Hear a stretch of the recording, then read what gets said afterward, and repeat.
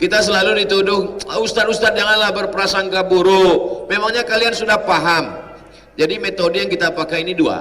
Pertama, imma mujtahid wa imma ayyakuna muqallidan. Jadi kalau kita merasa kita mampu, kita mujtahid. Kita baca betul draft omnibus law itu yang sekian halaman itu, lalu kita coret. Ini yang merugikan buruh, ini yang merugikan bangsa, ini yang merugikan ini. Tapi kalau kita tidak sanggup baca draft omnibus law itu, cukup kita ikut aja ijtihad para mujtahid dari UGM, mujtahid dari kampus, sehingga kita ikut. Yang paling selamat adalah muqallid, dan saya pribadi banyak muqallid. Saya cari poin-poin yang bertentangan, ternyata bertentangan dengan masalah upah, bertentangan dengan masalah perizinan, bertentangan dengan masalah ini segala macam.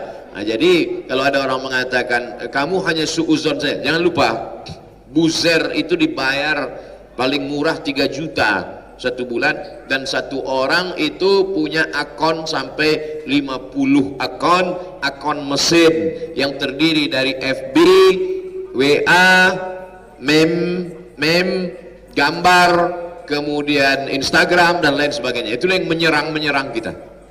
Oleh sebab itu jangan kita kalah dengan akun itu. Oleh sebab itu setiap ustadz punya santrinya anak-anak muda dikursuskan IT, multimedia. Setiap ustadz mesti punya akun, mengiklankan akunnya. Nanti saya iklankan, subscribe, like, and share. Di situ kita akan bertarung di medsos. Jadi setiap ustadz akan, saya sebagai orang yang awam tentang laptop, yang gaptek, tidak mengerti teknologi, saat saya pergi ke toko beli laptop mana yang akan saya pilih? Laptop yang akan saya pilih adalah laptop yang paling banyak iklannya. Itulah yang akan saya beli. Jadi di dunia medsos, Google itu tak tahu mana halal mana haram. Apa yang mau kita cari disediakan oleh Google. Maka apa yang diketik oleh anak muda sekarang itulah yang akan muncul. Oleh sebab itu kalau kita banyak di sana, bertarung kita di dunia medsos itu, maka ustadz amat sangat bisa punya channel. Kenapa? Karena ustadz punya santri ustadz muda-muda tinggal dikursuskan saja. Dan untuk YouTube tidak perlu yang super canggih, karena sekarang gambar itu kamera apapun dia gambarnya, yang penting orang dengar suara. Ada satu channel yang selalu mengambil, jadi kalau sekarang kita sedang acara ada live, maka diumumkan selalunya dalam acara ini jangan ada yang live. Kenapa? Karena kalau ada yang live itu langsung ada yang mencuri satu. Dan ketika dia mencuri dari handphone itu, hasilnya tidak bagus. Kita pakai handphone yang bagus, dia lebih dulu upload, 2 hari setelah ini yang menonton dari video kita baru 20.000, dia sudah 200.000. Itu menunjukkan apa? Masyarakat tidak mencari kualitas nomor sekian, yang dia cari adalah mana yang duluan, mana yang suara, mana yang bisa dia lihat ada suara. Nah, itu yang dia tonton duluan. Oleh sebab itu maka santri-santri kita didik untuk itu, punya channel, dia upload, disitulah kita bersaing. Maka medsos itu mereka yang mengatakan kamu hanya suuzon saja, kamu ini adalah pengkhianat, kamu ini orang tak betul, dia komen, dia hujat, tokohnya dibiarkan. Kenapa? Karena memang buzzer adalah bagian dari politik modern.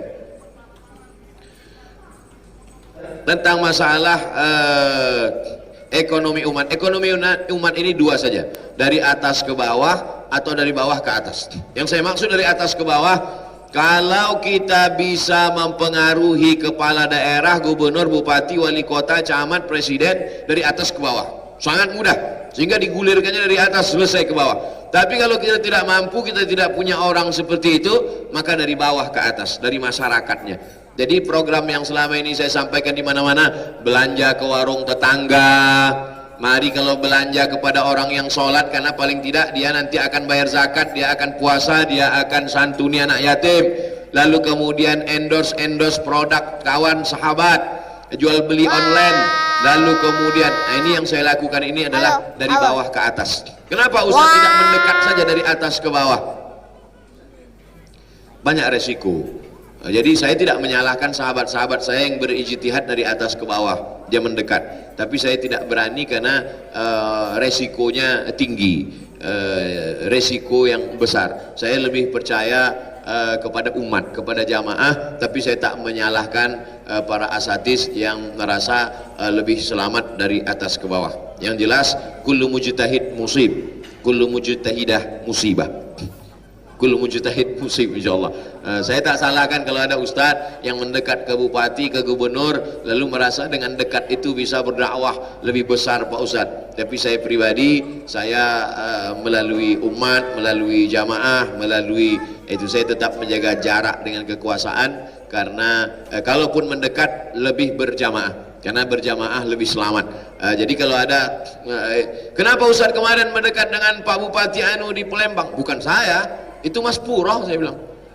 Itu ijtihad saya, cuma ikut Habib Mahdi aja.